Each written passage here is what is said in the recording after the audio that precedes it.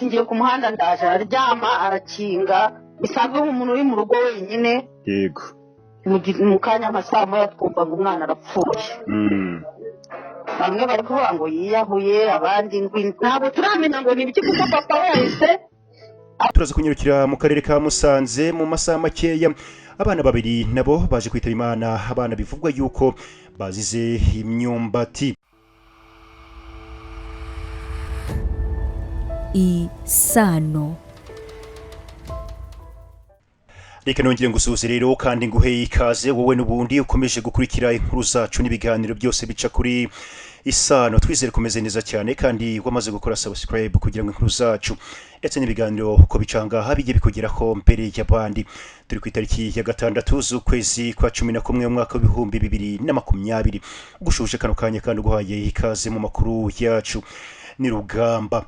Dore rero zimwe mu ngingo z'ingenzi z'amakuru nkuzaniye. Mu ntara y'Iburengerazuba ho mu karere ka Karongi, umwana uri mu kigero cy'imyaka hagati ya 18 na 21 n'umwana urushoshe amashuri yisumbuye mu gihe gitoya yitabye Imana. Turaza kunyarukira mu karere ka Musanze mu masaha makeya. Abana babiri nabo baje kwitaba Imana, abana bivugwa yuko bazize imyumbati. Aya makuru yose rero reka nze nyakuramburire.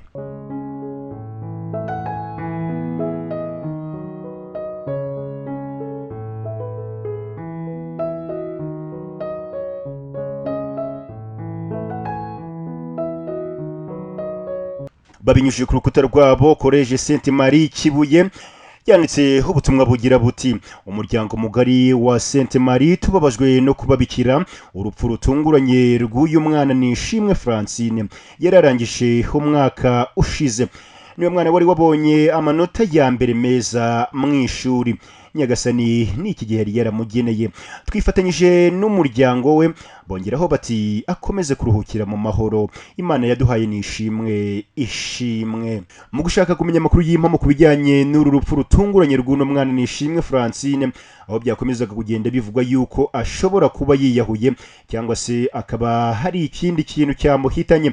Umwe mu banyamuryango be ba hafi ariko utifuje ko dutangaza amazina kubw'umutekano we hari ibyo yadutangarije. Yego, nagira ngo mbwire ibyo uriya mwana tubonye ba postinze bavuga ko yitabye Imana, niba hari ikintu uzi. Yewe n'ubu turi ku kiri na n'ubu ntabwo turamenya ngo yazize iki cyangwa byagenze gute. Gusa Yego.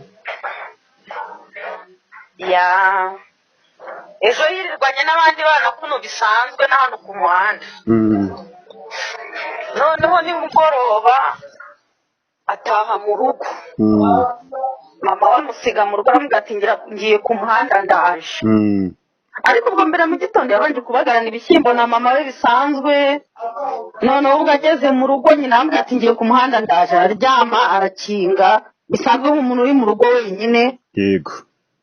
Mu kanya amasaha moya twumva ngo umwana arapfuye. Bamwe bari kuvuga ngo yiyahuye, abandi ngo ntabwo turamenya ngo ni ibiki kuko papa wese avuga ati ntabwo nashyingura umwana ntazi icyo azize, yamuzanye ikintu ari gukoresha autopsy. Ariko ntabwo tuzi ibyo ari byo. Ubu ngubu muri Kigali? Yego. Waba umuturanyi w'uwo muryango? Nibe uriya mwana ni ku itangazo rya Saint Marie Kibuye baratangaza ko ari umwana wari urangije umwaka ushize. Nanjye ngarifite yiko. Wowe rero ibyo byose ni umunyamuryango wawe ukurikije uko wari umuzi niba yabasuraga, ingero umwana ufite imyitwarire imeze gute muri rusange? Yego, yari umwana umeze nk'abagabo, yari ameze nk'abahungu. Kuko no mu minsi yashize yandikishije mu gisirikare turamuhazanisha witeguye kujya kuba umusirikare atindana gushaka cyane. Kandi yari umwana washakaga gukora cyane, yumva abonaga afite imbaraga zo gukora kurusha ibindi byose. Yego. Ariko mu basirikare agira ngo ikintu bamunenze n'isi, baramupimye babona uburebure sawa, ibiro sawa, imyaka sawa, ubuhanga sawa, ariko ngo bamusanganishe sinzi ibyo bagendera. Agaruka nambwira ati uzi ko bambonanye se. Ubwo nyine ndamubwira ati hangane sheri, muri amahirwe yawe ari ahandi ntabwo ari mu gisirikare. Ariko muri Saint Marie ariyo wa mbere twavugaga ko agomba kujya muri kaminuza. Yari afite imihigo, yari afite imigambi, natwe ubu twaheze mu gihe ntituzi ngo ni gute ni ibiki. yego kugeza ubu ntimuramenya wenda ubwo urusi niyo iraza gutanga wenda amakuru afatitse wenda n'inzego z'iperereza niba ngombwa ko bikorwa ariko wenda ikindi nakubaza nk'umunyamuryango ibyo bari gukeka bavuga ati niba yiyahuye nta muntu ukunda kwiyahura kenshi atarakunze bitaragiye byumvikana ko nyir'ubwite bivuga ati hari igihe numva nabikora mu biganiro mwajyaga mugirana wenda mu gihe yabaga yabasuye ntabwo wigeze wumva avuga ati njya numva kwiyahura nta kibazo byantera umva hoya nishimwe ntabyateganyaga nishimwe ari umuntu ushaka gukora cyane yari umuntu ushaka kugera ku bintu ni wamukatse niba uri kubijyamo kandi uri umukobwa akakubwira ati hoya nubwo ndi umukobwa ariko n'ibyo abagabo bakora nabikora yari umuntu hoya ntabwo icyo gitekerezo yakigiraga we yarebaga imbere ye heza natwe byaturenze twayoboye ibyo ari byo yego komeza ariko byo kwiyahura byo oya ni ukuya ntabyo kuko naho yari ari mama wagikingura yinjiranye na midugudu kuko midugudu niwe wishe urugi umuntu wiyahuye byibura wumva na za kiyoda zimuka cyangwa n'ibinini uretse amaraso yari amuri mu mazuru ntabwo wavuga ngo utuntu tw'uturaso twavuye nko mu mutwe tukamanuka mu mazuru nta kwiyahura byo ntabyo nta bundi burwayi mwari musanzwe muzi ko yari afite mu buzima busanzwe nishimwe ntabwo pe kuko yari akiri n'umwana muto yego yari afite ikigero cy'imyaka ingahe 18 19 20 21 ntabwo yayirenze hagati rero ubuzima bwe bwo mu muryango we ese bari babayeho ku buryo ubona umwana atagira ikibazo runaka cyo kumva arambiwe ubuzima bari babayeho gute muri rusange ibyo nyine ni ibanga ry'umuntu ku giti cye ariko se ariko papa we yamukundaga cyane yamukundaga kuko buri kimwe yagikoraga kugira ngo ahe icyo umwana we akeneye yatangaga icyo umwana we yakeneye ku buryo ntabwo binjiye ngo basanga amashini ifunze reba umwana urangije segonderi mu cyaro i Karongi ufite laptop imvura iraguye hahise haza urusaku murabarira yego umwana mu cyaro nka gutyo ufite laptop mu rugo yambaraga umwenda ubona ufatika kandi na mama we kuko ariko agakobwa ke gatoya abandi bahungu b'abakuru bashatse wabonaga ko ubuzima bwose n'imbaraga ze zose yazishiraga k'uwo mwana ntacyo nashinja umuryango cyangwa se bikaba ari bya bindi umwana avuga ati abo kwa papa babayeho gutya abo kwa mama babayeho gutya njye ndimo hagati ariko hoya nta kibazo cy'umuryango yari afite nta n'ubukene ntabwo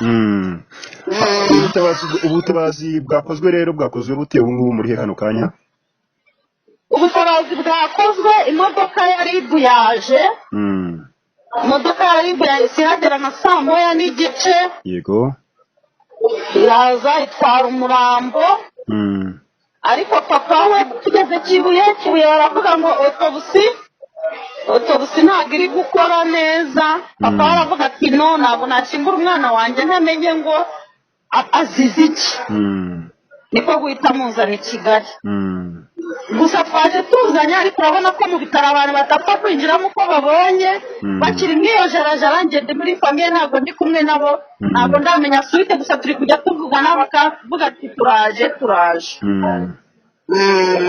yego ubu ngubu muri i Kigali yego urakoze cyane reka tugushimire ku makuru duhaye murakoze nawe kandi mukomeze kwihangana yego ariko cyane umuvandimwe ku kiganiro gitoya tugiranye kugeza amagingo aya ngaya rero ubwo twakoraga iyi nkuru umurambo w'uyu mwana wari wavanwe mu karere ka Karongi wazanywe i Kigali ngo ni nyuma y'uko bagerageje kuwujyana mu bitaro bya Kibuye ariko bakababwira ko autobusi cyangwa se ibijyanye no kushakisha icyaba cyatumye umuntu yitaba Imana bitari gukora neza niko guhita bamwihutana bamuzana i Kigali ubwo twamaraga gukora iyi nkuru rero twari tutaramenya neza icyaba cyahitanye uyu mwana abana batatu umwe yarari mu kigero cy'imyaka 8 undi 5 bo mu murenge wa Muko hangana ni mu kagari ka Kivugiza kuwa gatanu ubwo ni mu masaha makeya atambutse mu mwaka wa 2020 bahitanywe n'imyumbati bari bagiye gucukura nyuma y'uko nyina wabo yari yabahaye ihiye ariko n'umubyeyi bakaza kumuca muri buhumye bakajya gucukura imyumbati mibisi babiri rero baza guhita bitaba Imana undi umwe haza kujyanwa kwa muganga atarashiramo umwuka. Aba bana bose rero bakaba bararerewe kwa nyirakuru uko bavukana, naho undi akaba wo kwa nyina wabo,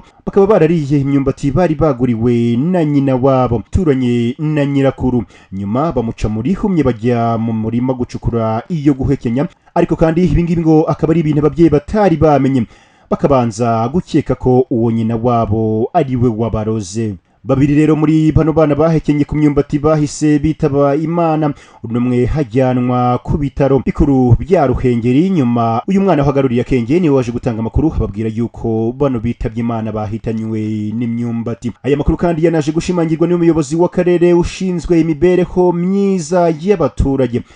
Uyu nguyu hakaba ari witwa Kamanzi Haregisi, havuga yuko hari ibyo koko aba bana bapfuye barererwaga kwa nyirakuru. Ibingibi yabitangaje hagira ati nibyo koko aba bana barererwaga kwa nyirakuru, bose bagaburiwe imyumbati na nyina wabo babanza gukeka ko yabaroze, ariko nyuma biza kugaragara yuko bamuciye muri humye bakajya gucukura imyumbati bakayihekenya. Rero hino myumbati akaba ari nayo yaje kubahitana. Amakuru rero akomeza kugenda atangazwa nuko nyina wabo nawe ngo yaba yajyanwe ku bitaro ndetse na nyirakuru ngo akaba yafunzwe. Abaturage bavuga yuko imyumbati isanzwe ikora ibara mu murenge wa Muko, kuko yigeze guhitana abana bagera kuri babiri ahitwa muri Songa bagashyingurwa mu cyobo kimwe. Reka dusoze rero tubihanganisha cyangwa se twihanganisha umuryango wa nyakwigendera. Namwe mwese mwagize ibibazo byo kubura banyu, mukomeze kwihangana no gukomera, kandi Imana ikomeze kubaba hafi. Ngiye umvaga kugezagaho aya makuru rero ndi Rugamba. Ciao ciao, reka twongere ubutaha. iSANO.